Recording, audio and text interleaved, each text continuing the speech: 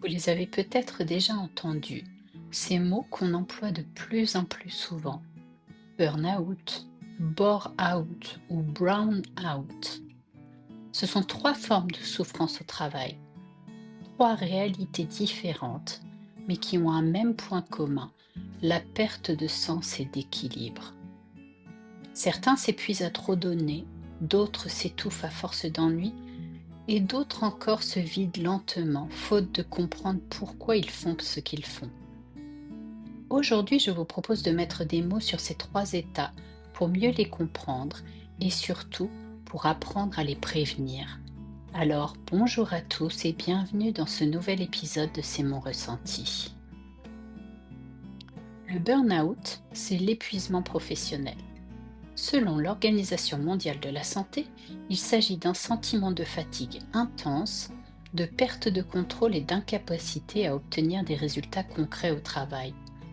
Autrement dit, on donne, on pousse, on continue encore et encore jusqu'à s'éteindre complètement. Les causes sont souvent multiples: surcharge de travail, pression constante, absence de reconnaissance, perte de confiance ou encore difficulté à poser des limites. Progressivement, le corps s'épuise, l'esprit aussi. L'énergie chute, les émotions se figent, la motivation disparaît. Les signes sont clairs: troubles du sommeil, douleur, irritabilité, pleurs sans raison, isolement, perte d'estime de soi. Mais il n'y a pas que l'excès qui fatigue, parfois c'est le vide qui pèse. À l'opposé du burn-out, il y a le bore-out, le syndrome de l'ennui professionnel. Il naît quand le travail ne stimule plus du tout, trop peu de tâches, trop peu de défis, un sentiment d'inutilité qui s'installe. Le bore-out, ce n'est pas du calme au bureau, c'est une lente asphyxie mentale. Les journées passent sans but, la motivation s'éteint, l'énergie se dissout dans la routine. Et paradoxalement, cet ennui finit par épuiser. On parle alors d'un mal silencieux, difficile à exprimer. Comment dire qu'on souffre d'avoir trop peu à faire? Et pourtant, ce manque de sens, cette sous-utilisation de compétences, ronge la confiance et la joie. Enfin, il y a cette troisième forme de mal-être, plus insidieuse encore, celle qui touche au pourquoi. Le brown out, c'est la panne du sens. On ne comprend plus à quoi sert ce qu'on fait, ni pourquoi on le fait. Les tâches s'enchaînent mécaniquement, les réunions s'accumulent, mais la flamme s'éteint peu à peu. Ce n'est pas une question de charge ni d'ennui, mais de désalignement. Vos valeurs profondes ne trouvent plus leur place dans ce que vous faites. Vous continuez par habitude, mais le cœur n'y est plus. Avec le temps, la déconnexion s'installe. Baisse de motivation, fatigue morale, sentiment d'absurdité. Le brown out, c'est ce moment où le travail devient un théâtre sans scénario.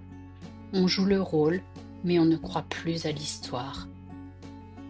Burn-out, bore-out ou brown-out, ces trois états semblent différents mais racontent tous une même histoire, celle d'un déséquilibre entre l'énergie donnée, le sens ressenti et la reconnaissance reçue.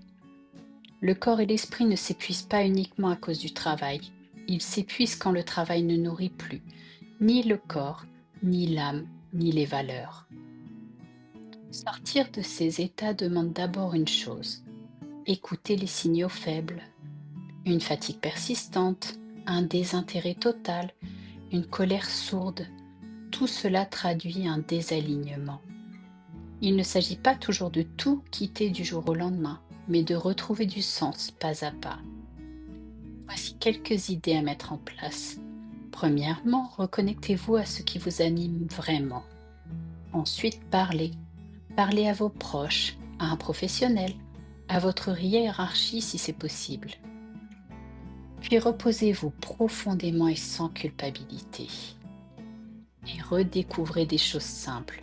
Marcher, lire, vous entourer, respirer. Le corps sait quand il arrive au bout. Parfois, il suffit d'un peu d'écoute pour empêcher la rupture. Le travail est une part de notre vie, mais il ne devrait jamais devenir notre mesure de valeur. S'épuiser, s'ennuyer ou se vider de sens, ce n'est pas une fatalité.